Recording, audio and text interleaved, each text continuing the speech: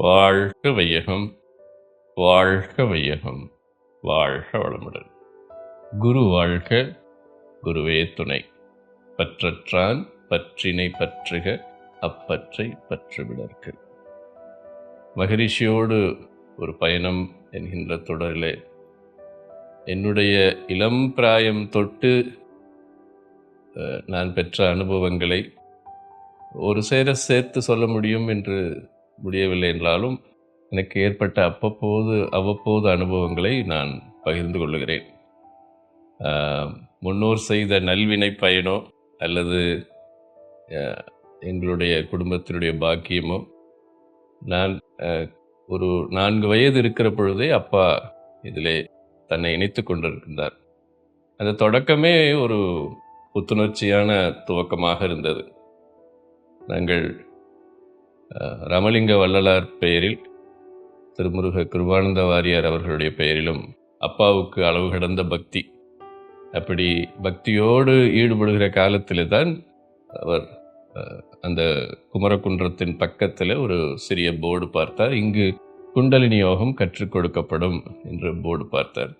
அப்போது அங்கே போய் விசாரிக்கிற பொழுதுதான் தெரிந்தது, மாதிரி மகரிஷி சென்னையில் இருக்கிறார், நாங்கள் அப்பொழுது நாமக்கல்லில் இருந்தோம். மகரிஷி சென்னையிலிருந்து பயிற்சியை கற்றுக் கொடுக்கிறார் என்று சொல்லும்போது அப்போ அப்பா அவரிடம் கேட்டார், நாங்கள் கூப்பிட்டால் மகரிஷி வருவாரா என்று கேட்டார். அப்போது நீங்கள் நிச்சயமாக கூப்பிடுங்க, மகரிஷி வருவார் என்று சொன்னாங்க. மகரிஷி ரொம்ப எளிமையாக, நான் சொல்லுவது கிட்டத்தட்ட 1974 அந்த சமயங்களில். அப்போது மகரிஷி அங்கேருந்து ட்ரெயினில் வந்து பிறகு அங்கேருந்து வீட்டுக்கு தான் முதல்ல வந்தார். அம்மா வந்து, நான் இந்த செய்திகள்லாம் எனக்கு அந்த வயதில் எதுவும் பதியவில்லை. ஆனால் அம்மா அப்பா சொல்லி நான் அதை கேள்விப்பட்டு ரொம்ப உருகி போனேன். அப்போது எப்படி கிருபானந்த வாரியார் மற்ற வள்ளல் பெருமான் அவர்களோடு தொடர்பு இருந்ததுனாலே, பெரியவர்கள் என்றால் அளவு கடந்த பக்தி. அதனால மகரிஷி வருவதனாலே பாத பூஜை செய்யணும் என்ற ஒரு விருப்பம். அதனால் எல்லாம் ரெடியாக வைத்திருந்தோம். தட்டு, பூ, தேவையான பொருட்கள் எல்லாம், திரவியங்கள் எல்லாம் வைத்து ரெடியாக வைத்திருந்தோம். அப்புறம் சுவாமி வந்தாங்க. வீட்டுக்கு இறங்கின, காரை விட்டு இறங்கினாங்க. இறங்கின பிறகு வீட்டுக்குள்ளே வரத்துக்கு முன்னால் சுவாமி அப்படின்னு சொன்னாங்க, என்னம்மா நாங்கள் பாத பூஜை செய்யணும் என்று சொன்னாங்க. எதுக்காகம்மா பாத பூஜை செய்கிறீங்கன்னு கேட்டாங்க. இல்லை, நீங்கள் பெரியவங்க, நீங்கள் மகான், அதனால் பாத பூஜை செய்யணும்ன்ற சொன்னாங்க. இப்போ மகரிஷி, சரி ஒரு சேர் போடுங்க, நாங்கள் உட்கார்ந்துட்டு நான் ஒரு விளக்கம் சொல்கிறேன் கேளுங்க என்று சொன்னார். அதாவது அந்த காலங்களில் போக்குவரத்து வசதிகள் இல்லை, நல்ல ரோடு சாலைகள் இல்லை, அப்போது வாகன வசதிகள் இல்லை, நல்ல ஒரு போக்குவரத்து வசதிகள் இல்லை. அந்த மாதிரி சூழலில் இது போல மெய்யுணர்ந்த மகான்கள் எல்லாம் அவர்கள் தங்களுடைய தத்துவத்தை உணர்த்துவதற்கோ பயிற்சிகளை வழங்குவதற்கோ ஒரு இடத்துலேருந்து இன்னொரு இடம் போகிற பொழுது ஏதோ ரோடு என்பது இருக்காது. எல்லாம் மேடும் பள்ளமும் சகதியும் காடுகளும் அது போல சூழலில் தான் வருவாங்க. அப்போ சரியான வசதிகள் இல்லாத பொழுது அவர்களுடைய காலில் எல்லாம் ஒரு ஏகப்பட்ட குப்பை கூழங்கள் எல்லாம் சேர்ந்துருக்கும். உடலும் பார்த்தீங்கன்னா பல மைல்கள் நடந்து வந்திருப்பாங்க. இப்போ ரொம்ப டயர்டாக வருவாங்க. அதனால அப்போ அவர்கள் அவ்வளோ தூரம் வந்து ஒரு கிராமத்துக்குள்ளாக அவங்க வருகிற பொழுது அவர்களுக்கு உடனடியாக வீட்டுக்குள்ள அப்படியே வர முடியாது இல்லையாம்மா. அதனால அப்போ அவங்க டயர்டாக வேற இருப்பாங்க. அதனால அவங்கள ஒரு சேர்ல உட்கார வைப்பாங்க. வைத்துட்டு கீழே தண்ணி, அப்போலாம் பைப் கிடையாது, ஒன்றும் இதெல்லாம் ஃபெசிலிட்டி கிடையாது. நம்ம வேறுனா ஷவர் மாதிரி பண்ணிக்கலாம், அது மாதிரி கிடையாது. அதனால் அப்பா வந்து அவர்கள் சொம்புல தண்ணி எடுத்துகிட்டு வந்து அவங்ககிட்ட கொடுத்துப்பாங்க. அப்போது அவர்களே கழுவிக்கிட்டு, அதன் பிறகு அந்த கால் வலி ரொம்ப நாள் நடந்திருப்பாங்க சில நேரங்களில். அதனால் அதற்கு தேவையான சில மூலிகைகளோ சில தன்மைகளோ கொடுத்து அதை சரி செய்த பிறகு அவருக்கு சில நேரங்களில் கால் வலியினால் கொஞ்சம் கால் பிடித்து விட வேண்டியிருக்கும். அதன் பிறகு அவரை வீட்டுக்குள்ளே சுத்தப்படுத்தி கொண்ட பிறகு வர வைப்பது என்பது அந்த காலங்களில் பழகிய பழக்கம்மா. இப்ப நான் வந்து டாக்ஸில தான் வந்திருக்கிறேன். நான் கால்ல செருப்பு தான் போட்டிருக்கிறேன். அங்கிருந்து வந்தபோது ட்ரெயின்ல தான் வந்தேன். இப்போ எனக்கு எந்தவித உபாதையும் இல்லையே, எனக்கு எதுக்கு பாத பூஜை என்று சுவாமி கேட்டாங்க. அப்புறம் தான் அம்மா சொன்னாங்க, "நீங்க என்ன விரும்புறீங்களோ சுவாமி, அது போல நாங்க செய்றோம்" அப்படின்னு சொன்னாங்க. எனக்கு இந்த ஞாபகம், இந்த நிகழ்ச்சியெல்லாம் பல நிகழ்ச்சிகள் நடந்திருக்கு. ஆனால் அ அவருடைய எளிமை, அ அந்த எளிமையினுடைய எப்பவுமே ட்ரூத் இஸ் ஆல்வேஸ் சிம்பிள் என்பது ஒரு புரோவர்ப் இருந்தாலும், அந்த உண்மையை மெய்யுணர்ந்த மகான்களும் அந்த நிலையில அவர்கள் உயர்ந்து விடுவார்கள் என்பதில அவர் பார்த்த பொழுதே எங்க வீட்ல அவ்வளோ வசதிகள் இல்லை. சொல்லணும்னா நீங்க மகரிஷியான்னு நினைப்பீங்க. அந்த காலங்கள்ல அவருக்கு ஒரு பக்கெட் தண்ணி எடுத்து வைத்து, ஒரு வேட்டி ஒரு இடத்துல கட்டிட்டு, அந்த புறம் மகரிஷி குளிச்சுக்க வைத்து, அது போல வந்தாங்க. அந்த அளவு ஒரு டவுன் டு தி எர்த். அவங்க அந்த அளவு எளிமைப்படுத்தி பண்ணாங்க. ஆனா ஒரு நிகழ்ச்சி எனக்கு அந்த சின்ன வயதுல ஞாபகம் இருக்கு. சின்ன வயதிலிருந்து வளர்ந்த காலத்துலனால, இப்ப ஆல்மோஸ்ட் ஒரு 40 அண்ட் ஆட் இயர்ஸ் வந்து அவருடைய அந்த ஒரு வீச்சு நல்லா தெரியும். வெலாசிட்டி, அந்த என்னென்ன ஸ்டேஜ்ல இப்ப இந்த சங்கத்தினுடைய வளர்ச்சி ஆரம்பத்துல மெய்விளக்க தவமன்றம் தான் பேர். அப்ப மனவளக்கலை மன்றம் இல்ல. அப்போ இருந்தது தமிழ்நாட்டுல ஒரு 2, 3, 4 மன்றங்கள். அதனால அந்த ஒவ்வொரு சுழற்சியும் அவரோட இருக்கக்கூடிய ஒரு வாய்ப்பு அப்பா இருந்ததுனால கிடைச்சது. அதனால அது தெய்வாதீனமா ஒரு முன்னோர்கள் செய்த நல்ல வினை. அதனால அவரு இதுல ராமாயணத்துல சொல்லுவான், இன்னைக்கு இரவு தான் நைட்டு தான் சொல்லுவாங்க ராமனுக்கு, நாளைக்கு விடிந்தால் உனக்கு பட்டாபிஷேகம்னு சொல்லி. அப்போ அவனோட ஃபேஸ்ல எந்த சேஞ்சும் இருக்காது. Just remains. அப்போ அதே மலர்ச்சியோட இருப்பான். அப்போ வந்து கேட்பாங்க, உனக்கு எதுவும் சந்தோஷமே இல்லையே, வருத்தமும் இல்லாத, இப்படி சலனம் இல்லாம இருக்கே. நான் பரதன் இது தசரதனுக்கு மகனாக பிறந்தாச்சு. அதனால மகனா இருக்கிறேன். By nature, by the duty responsibility has come to me அப்படின்னு சொல்லுவாங்க. அடுத்த நாள் காலையில, அது உங்களுக்கு தெரியும் ஸ்டோரி. அதுக்கு அடுத்த நாள் காலையில எழுந்தா கைகை சொன்ன உடனே டெசிஷன் ரிவர்ஸ், நீ காட்டுக்கு போன்னு சொல்லுவாங்க.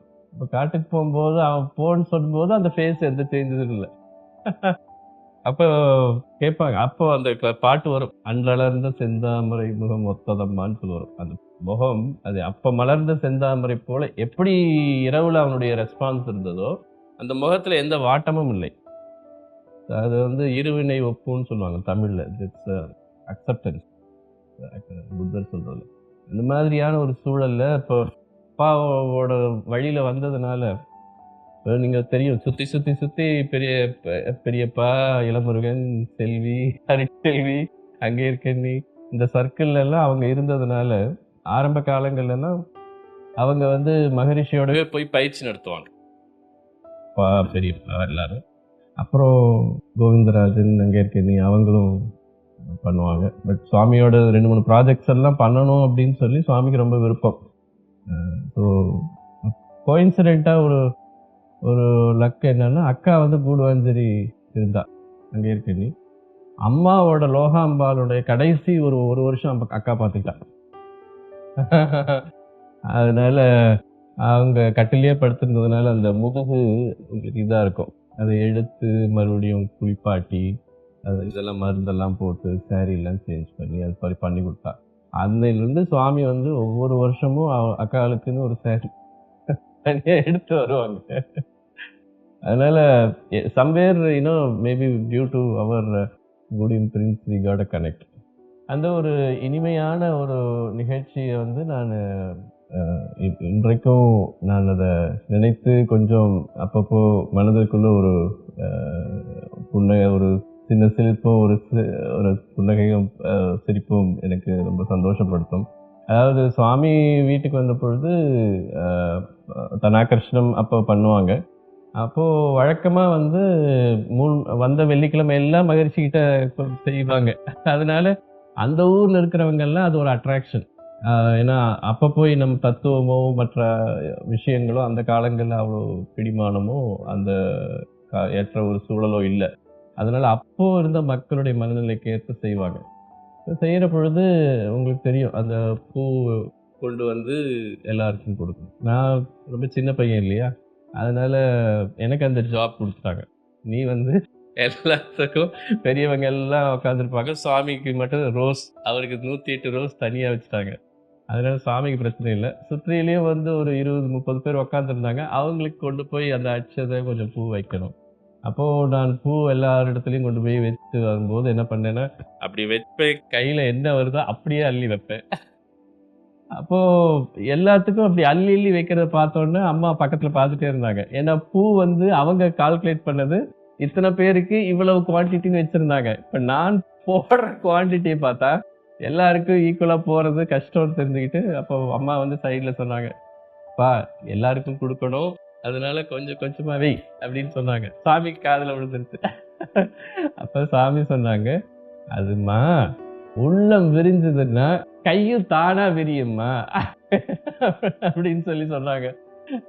அம்மா சிரிச்சுட்டு, "இல்லைங்க சாமி, நாங்க எதிர்பார்த்தது இவ்வளவு பீப்புள் தான். பட் இப்போ நெறைய பேர் வந்துட்டதுனால அது போல" சொல்லுவாங்க. அப்போ சுவாமி வழக்கமா சொல்லுவாங்க, அந்த ஒவ்வொரு ஊருக்கும் ஒரு குணம் இருக்கும். இப்ப எனக்கு என்ன ஒரு சின்ன வயதுல இருந்தே கொஞ்சம் அவருடைய பழக்கம் அந்த இது இருந்ததுனால, அவர் எங்க தங்கினாலும் அவர அந்த வீட்ல போய் பார்த்துடுவேன். அவர் சாப்பிட்டு வந்து உட்கார்ந்தா, அவரோடயே உட்கார்ந்து அவர் என்ன பேப்பர் படிப்பாரு. கொஞ்ச நேரம் எடுத்துட்டு ஏதாவது பேசுவாரு. அப்படியே ஏதாவது சில பேர் வந்தாங்கன்னா அவங்களோட பேசுவார். அப்போ அப்ப இந்த மாதிரியான விஷயங்கள்லாம் சொல்லுவார். அப்போ அவர் சொல்லுவார், ஒவ்வொரு ஊருக்கும் ஒரு குணங்கள் இருக்கும். அதுபோல கோவை மாவட்டத்துல எப்பொழுதுமே வந்து அதை கொடுக்கணும் என்கின்ற உள்ளம் விரிஞ்சதுனால, அவர்கள் தாராளமா கொடுக்கிற ஒரு அந்த மனம், அது கை தானா விரியும் பின்னால வளர்ந்த பிறகு சொன்னாங்க. அப்ப சாமி சொன்னபோது நான் யோசிச்சேன். இது சாமி நமக்கு சின்ன வயதுல சொன்னது இப்போ திரும்ப சொல்றாங்க. ஆனா இதே கோவை மாவட்டத்தினுடைய குணத்த மற்ற ஊர்கள் எல்லாம் பார்க்க முடியாதுன்னு ஒரு மாவட்டம் சொன்னாரு. இருந்தாலும் அந்த ஒரு அ மனம் விரிய விரிய விரிய என்ன ஆகுறதுன்னா, அவர் சொன்னார், அந்த சூழல்ல ஆன்மீகத்தினுடைய மலர்ச்சியும், அது அந்த அளவுக்கு வளர்ச்சியும், அதனுடைய ஒரு வியாபகமும் அந்த இடத்துல அது இயல்பா அமையும் என்பதற்கு சுவாமி உங்களுக்கு எங்கேயோ இருந்து கடைசியில ஆழியார்ல நம்முடைய மகாலிங்கம் ஐயாவுடைய ஒரு வழிகாட்டுதலையும் சின்னம்மா அவங்க அவர்களுடைய மனோரமா சின்ன சுவாமி அவர்களுடைய ஒரு உதவியால ஆழியார்ல இவ்வளவு பெரிய உலகளாவிய ஒரு அறிவு திருக்கோயில் வந்திருக்குன்னா, அந்த ஒரு மனம், அந்த ஒரு சூழல், மக்களுடைய மனங்கள்ல இருந்த அந்த கொடுக்கணும் என்ற ஒரு எண்ணம். ஏன் சொல்றேன்னு சொன்னா, அந்த உள்ளம் விரிகிற பொழுது வெளியில மனம் நிறைந்து எல்லாவற்றையும் கொடுக்கணுங்கிற ஒரு எண்ணம். இந்த சின்ன வயதுல சொன்னது பின்னால மகரிஷி சொல்றத கேட்கிற பொழுது எனக்கு அந்த பழைய ஞாபகம். வாழ்க வளமுடன். எங்க போனாலும் அவர் கார்ல போவாங்க. கார்ல வந்து இப்போ ஒரு இடத்துக்கு மன்றம் அட்டெண்ட் பண்ணிட்டு, அப்பாவோட பழக்கம் எப்படின்னா, எங்களை எந்த விதமான பொழுதுபோக்கு அந்த மாதிரி கூட்டிட்டு போக மாட்டாரு. எங்க மன்றத்துக்கு போனாலும் கூட்டிட்டு போவார் கூடவே. ஸோ எங்க போனாலும் கூடவே கூட்டிட்டு போவார். ரொம்ப ஆச்சரியப்படுவீங்க. அப்ப அவரு நாமக்கல்ல பரஞ்சோதி வந்திருந்தாலும் அவர்கிட்ட கூட்டிட்டு போயிட்டாரு. அப்போ எனக்கு ஒரு விவரமும் புரியாது. ஆனால் சைக்கிள்ல வச்சு கூட்டிட்டு போவாரு. இவங்க எல்லாம் பேசுவாங்க. நான் அதன் பிறகு பார்த்துட்டு இருப்பேன். அதுக்கு பிறகு வீட்டுக்கு கூட்டிட்டு வருவார். அந்த ஒரு பழக்கம்தான் மகரிஷியோட அப்பாவோ இல்ல மற்றவர்களோ அந்த விழாவுக்காக போற